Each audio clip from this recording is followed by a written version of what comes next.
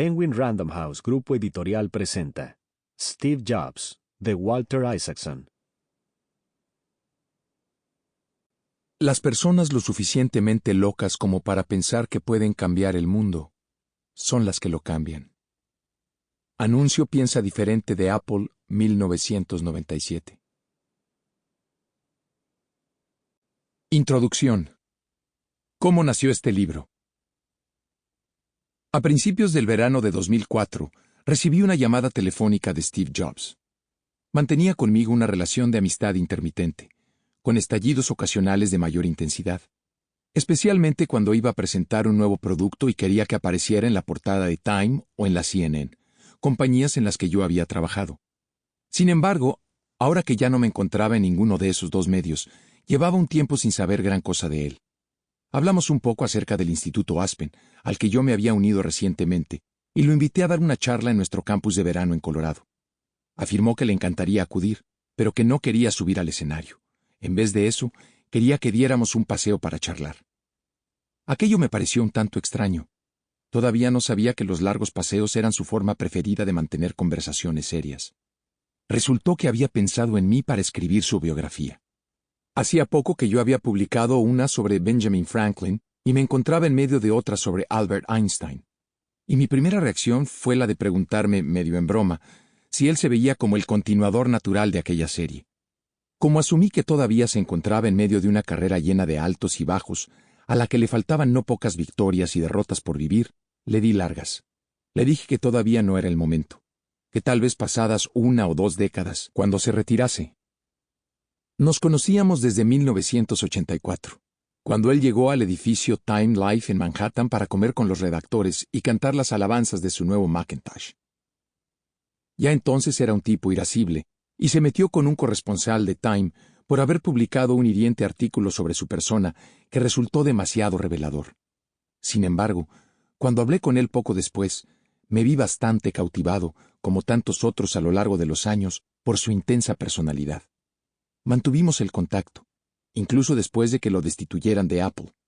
Cuando tenía algún producto que presentar, como un ordenador de Next o una película de Pixar, el foco de su encanto volvía de pronto a centrarse en mí. Y me llevaba a un restaurante de sushi situado en el Bajo Manhattan para contarme que lo que fuera que estuviera promocionando era lo mejor que había producido nunca. Me gustaba aquel hombre. Cuando recuperó el trono en Apple, lo sacamos en la portada de Time. Y tiempo después comenzó a ofrecerme sus ideas para una serie de artículos que estábamos preparando sobre las personas más influyentes del siglo. Él había presentado hacía poco su campaña de Piensa Diferente, en la que aparecían fotografías representativas de algunas de las personas que nosotros mismos estábamos pensando en incluir, y le parecía que la tarea de evaluar la influencia histórica de aquellos personajes resultaba fascinante. Tras rechazar la propuesta de escribir su biografía, tuve noticias suyas de vez en cuando. Una vez le mandé un correo electrónico para preguntarle si era cierto, tal y como me había contado mi hija, que el logotipo de Apple era un homenaje a Alan Turing, el pionero inglés de la informática que descifró los códigos alemanes durante la guerra y que después se suicidó mordiendo una manzana rociada con cianuro. Respondió que ojalá hubiera pensado en eso, pero no lo había hecho.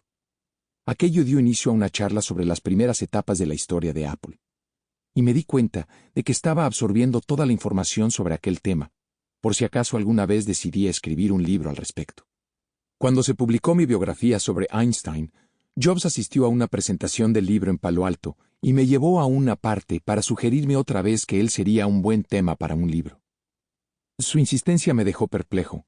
Era un hombre conocido por ser celoso de su intimidad, y yo no tenía motivos para creer que hubiera leído ninguno de mis libros.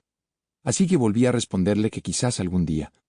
Sin embargo, en 2009, su esposa, Laureen Powell, me dijo sin rodeos: si piensas escribir alguna vez un libro sobre Steve, más vale que lo hagas ahora. Acababa de pedir su segunda baja por enfermedad. Le confesé a Laureen que la primera vez que Steve me planteó aquella idea, yo no sabía que se encontraba enfermo. Su respuesta fue que casi nadie lo sabía. Me explicó que su marido me había llamado justo antes de ser operado de cáncer, cuando todavía lo mantenía en secreto. Entonces decidí escribir este libro. Jobs me dejó sorprendido al asegurarme de inmediato que no iba a ejercer ningún control sobre él, y que ni siquiera pediría el derecho de leerlo Sample complete. Ready to continue?